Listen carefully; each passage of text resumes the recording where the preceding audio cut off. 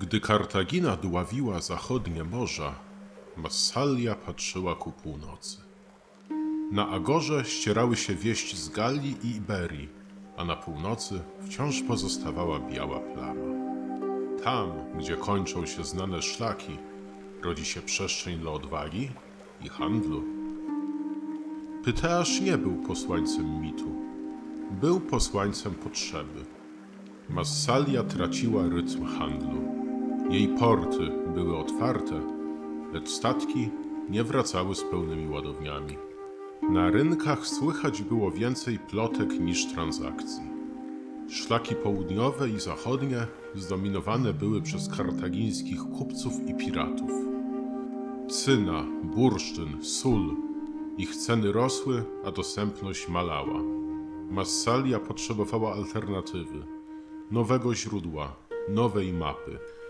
W tych dniach wysłała Pyteasza, człowieka rachunku i obserwacji. Był astronomem, żeglarzem, geografem. W jego dłoniach mapa, w oczach pytanie, gdzie kończy się świat? Nie wiemy, jaką łodzią ruszył. Jedni mówili o statku wielkim, inni o lekkiej jednostce.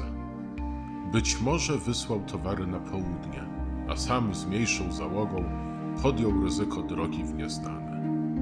Ominął cień Kartaginy i dotarł tam, gdzie morze oddycha jak żywa istota. Za ostatnimi koloniami greckimi kończyły się znane brzegi. Podróż nie była tylko rachunkiem, ale też próbą. Granica wiedzy przesuwała się z każdą milą, od miejsc oznaczonych literą po fale bez nazwy. Czasem mgła podnosiła się z wody, jakby ląd próbował ukryć swoje granice. Widział wodę, która cofa się i powraca, nie z kaprysu bogów, lecz pod wpływem księżyca. Opisał to, czego nie rozumieli jego przodkowie. Pływy, zegar ukryty w falach. Na pokładzie, przy blasku lampy i ruchu fal, Pyteasz kreślił znaki, jakby chciał ująć morze w liczby. Od tego momentu wszystko, co widział, było nowe i należało do niego. Dalej za Albionem ziemia stawała się zimna, płaska, milcząca. Ludzie mówili językiem deszczu. Żyli z mleka, ryb i ziarna. Nie znali winorośli. Ich domy z darni i drewna. Ich łodzie z kory i skóry. Wędrował wzdłuż brzegów, pytając o bursztyn. Słońce zamknięte w żywicy. Nie nazywali go tak. Dla nich był zwyczajny.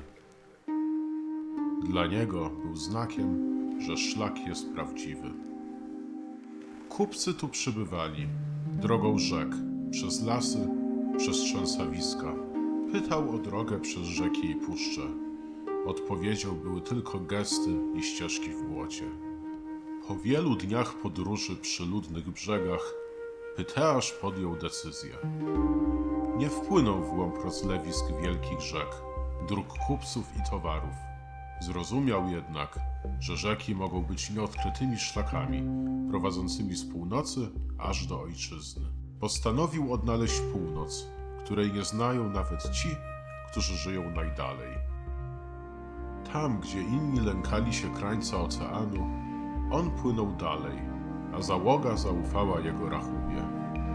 Może to było miejsce, gdzie kończą się bagna, a zaczyna lodowaty wiatr. Może to była ta kraina, o której słyszano tylko w opowieściach rybaków. Płynął w głąb zimna, w stronę słońca, które nie zachodzi. Zobaczył światło tańczące nad horyzontem. Nie płomień, nie gwiazda, lecz zjawisko nieznane. Tam kończył się świat znany i zaczynało coś bez nazwy. Po 6 dniach żeglugi od krańca Ultima Thule odnalazł krainę, gdzie dzień nie zna nocy. Dotarł tam, gdzie ocean zmienia się w bryły lodu, rozdzielone wodą jak tafle szkła. Gdzie nie wiadomo, czy to jeszcze ziemia, czy już ocean. Widział pola zamarzniętego błota, ludzi żyjących z mleka i ziół, nie znających chleba. Ich sieci ciągnęły ryby z głębin, które nigdy nie znały słońca. Pytał gestem o drogę na północ. Zaciągnęli płaszcz, jakby chciało ich zmrozić już na samą myśl. Przepłynął z powrotem przez morza północy. Potem ruszył pieszo. Z ziem najdalszych ruszył na południe, przez ziemię obcych języków, przez zarośnięte szlaki i kamienne drogi.